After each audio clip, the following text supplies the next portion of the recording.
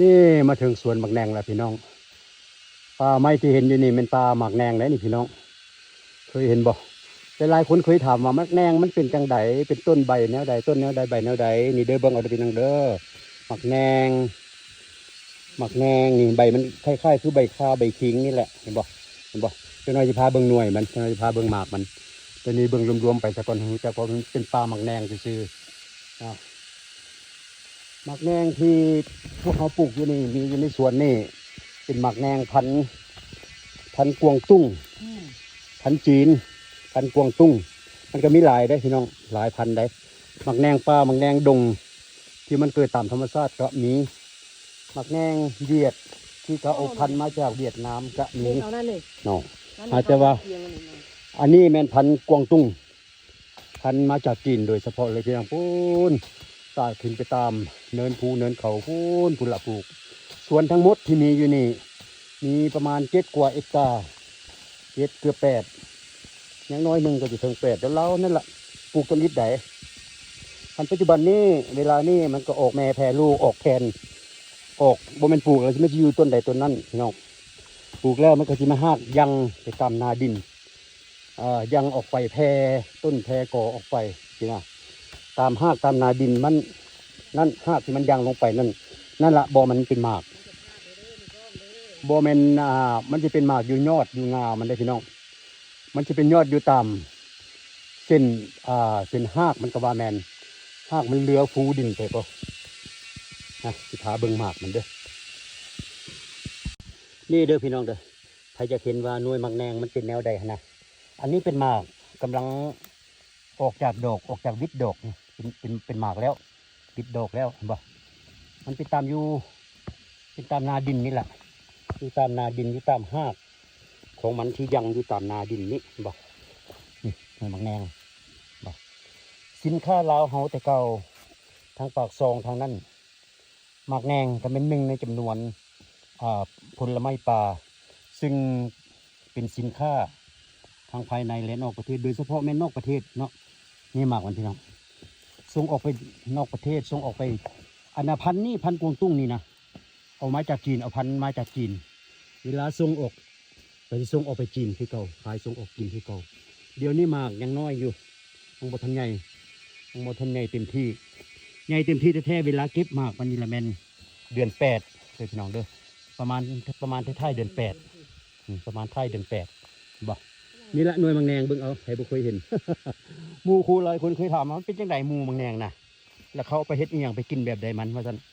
บัดเห็นหน่วยมันสุกๆงามๆเดือน8พุ่นแล้วบางคนว่าเป็นตะกินแซ่บแท้ฝากมาให้กินแล้วว่าซั่น มันบ่แม่นแนวกินนั้นพี่น้องมันบ่คือหมากลิ้นจี่หมากแงวหมากไฟเด้เขาสิกินแบบนั้นบ่ได้หั่นนะแต่ว่าเขาก็กินได้รสชาติมันสิเป็นอะไรมันเป็นเฟื่อนๆหืนๆเฟื่อนๆเพราะฉะนั้นหมากไม้ชนิดนี้นะหมากแดงนี่นะเขาจะเอาไปปรุงเฮ็ดยาพี่น้องอ่ะปรุงเฮ็ดยาเป็นยาพิษณาอยู่น้อยหนึ่งเคยถามเขาอยู่ว่ายาที่ชนิดเอาไปเฮ็ดนี่มันยาอีหยังเขาก็บ่ค่อยบอกเขาก็คอยอุบเป็นปริศนาอยู่เป็นคำตอบที่ตอบบ่ได้ชัดเจนเถื่อบางคนเขาว่าสันนิษฐานว่าโอ้มันเป็นยาประเภทช่วยทางเพศผู้ชายบางคนก็บอกว่าเป็นยาแก้หวัดแก้ไอตามข้าพเจ้าสังเกตแล้วก็เรื่องว่ายาแก้หวัดแก้ไอเนี่ยอาจจะแมนมีผลเพราะว่ารสชาติของมันเป็นเฟื่อนๆเห็นน้อยหนึ่งพี่น้องเห็นปะได้แยงอยู่ตามนาดินเบิ้งนี่แหละหน่วยบางแนงพี่น้องเอ้ยเบิ้งเอาเด้อใครบ่เคยเห็นเด้อสินค้าระวังประเทศแท้ๆเด้อนี่เด้อ อันนี้แมนเจ้าของตัวจริงของเพิ่นเบิ้งสวมหน้าแด้เฮลโหลฮายเป็นจะได้มื้อนี้มาออกแห่งงานน้อยหนึ่งเนาะมาเสียหญ้าหมักแนงฮะแต่ว่าบริเวณนี้ความจริงบ่อยากให้มาใกล้หรอกบ่อยากให้มาต้องมาซูนเพราะว่ากำลังเป็นดอกกำลังเป็นหมากให้บ่พี่น้องหมากมันบ่หมากแนงบ่หมากมัน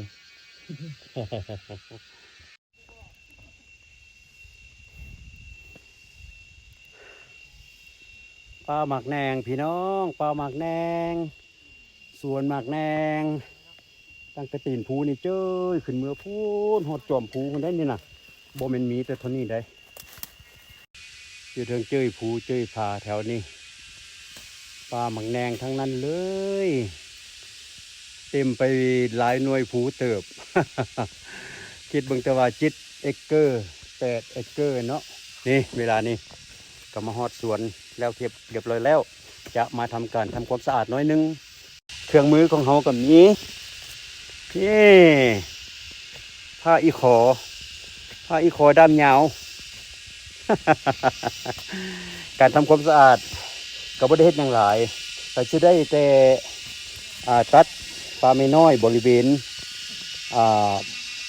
ตีนปลาหมักแนงนี่ทันตัวในปลาหมักแนงแท้ๆเขาก็บ่อยากเข้าต้องเพราะว่ามันกำลังออกดอกออกผลเนาะเขาก็บ่อยากต้องเถื่อเพราะฉะนั้นจะได้ทางแต่ปลาไม่น้อยซุ้มนี่ล่ะนี่เพราะว่าไปมาสะดวกเพราะว่าไปเป็นสวนเป็นนั่นเนาะก็ยังที่นี่แหละนี่ผ้าอีขอประเภทนี้แหละเป็นสีได้พี่น้อง เย้ลงมือแล้วนี่สิออกแห่งงานมือนี่นอนกินข้าวอยู่เฮือนจะซื้อมันบ่แซ่บปานใดแล้วก็มามือนี้ต้องกินข้าวปลาคือสิแซ่บดีนี่นะ กินข้าวปลาจะว่าเอาเข้ามาจากบ้าน พี่น้องเอ้ย คือบ่มีตัวงูตัวเงี้ยวตัวนี้ตัวงูตัวในมารบกวนบักแนงสินะคันหกหลายมันก็จะมีตัวสัตว์มาทำลายบักแนงหลายประเภทเนาะเป็นที่ละพี่น้องชีวิตกรรมกรสาวสวน ฮะเอาใจซื้อช่วยกันเด้อพี่น้องเด้อช่วยกันเด้อเด้กันเอาหญ้าเอายูบักแนงพี่น้องลูกหญ้าเสียหญ้ามันบักแนงปีหนึ่งมาเทื่อหนึ่ง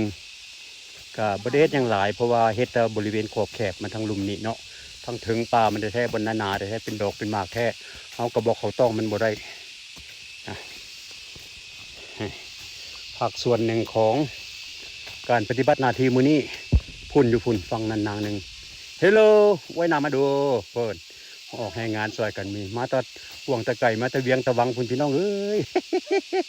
มาทำหน้าที่เป็นชาวสวนมื้อนี้เฉพาะแต่มื้อนี้ดอกเนาะเฉพาะแต่ตอนเช้าดอกอันสิเว้าล่ะจะน้อยกินข้าวสวยกินข้าวแรงแล้วก็กินข้าวสวยแล้วกินข้าวสวยก็ได้มื้อดอกอันนั้นเฮ็ดเหลืองแหนเพิ่นว่าบ่มีตั้งแต่อันได้แตะเวียกตะวาซื่อๆได้ของอยู่ของกินพร้อมมีเห็ดเหลืองผมเขาเอิ้นเห็ดหยังเห็ดผึ่งวะนี่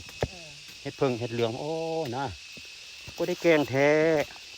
วางปากทางบางอย่างเขามาตรงนี้เห็ดกระด้างเนาะมันกระด้างอีหลีว่ะได้เห็ดเหลืองเลยพี่น้องเหลืองเห็ดเหลืองเห็ดผึ่งโอ้ยได้เห็ดเมื่อแกงพร้อมมือนี่พี่น้องเอ้ย